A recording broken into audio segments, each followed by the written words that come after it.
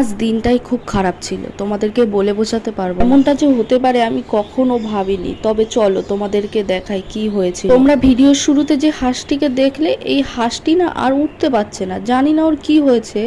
রাত্রেবেলা একটা হাঁস দেখি মরে গেছে, সকালবেলা উঠে দেখছি কয়েকটা হাঁস এমন বসে পড়ছে, বসে পড়ে আর উঠতে পারছে না। প্রথমে তো দুটো তিনটের হলো, তারপরে আমার যে 8টা হাঁস ছিল সেই 8টা হাঁসের মধ্যে 5-6টা হাঁসই এমন করে বসে পড়ছে এক এক করে।